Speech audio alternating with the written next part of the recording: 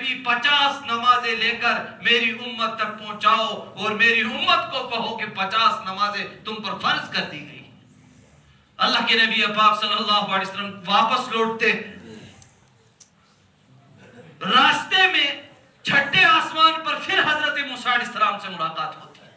موسیٰ علیہ السلام نے کہا ہے اللہ کے نبی میری بھی معراج ہوئی تھی، اللہ پاک نے مجھے وہی طور پر بلایا تھا، ہم کلام ہوا تھا، لیکن تجھے اللہ پاک نے کیا تو آپ کو کیا تحفہ دیا ہے؟ تو اللہ کے نبی پاک صلی اللہ علیہ وسلم نے فرمایا کہ اللہ پاک نے مجھے اپنی امت کے لیے 50 نمازیں عطا فرمائی۔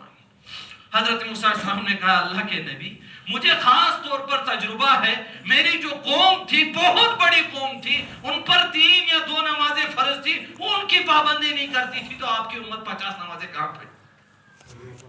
حضرت موسیٰ علیہ السلام سے ہم نے عرض کیا اللہ کے نبی آپ واپس چلے جائیں اور اللہ کے دربار میں ان نمازوں کی تخفیف کرائیں۔ قربان جائے میرے اور آپ کے آقا جناب محمد رسول اللہ صلی اللہ علیہ وسلم پر واپس چلے جاتے ہیں اللہ کے دربار میں پہنچ کر، اے اللہ کے نبی میری امت 50 نمازیں نہیں پڑھ سکتی ہے، ان میں کچھ تخفیف کر دیجیے۔ اللہ کے نبی پاک صلی اللہ علیہ وسلم پر 5 نمازیں کم کی گئی اور 45 لے کر واپس آتے، پھر موسیٰ سے ملاقات ہوتی ہے، پھر یہی یہاں تک کہ چلتے چلتے اتنے چکر لگائے 5 نمازیں کم کرتے کرتے 5 نمازیں رہے۔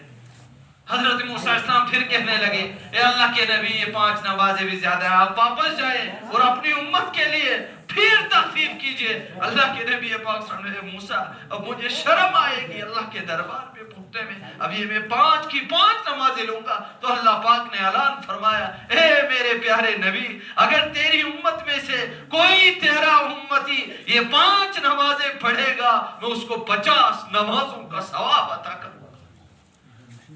میرے بھائیوں بزرگ اور دوستو،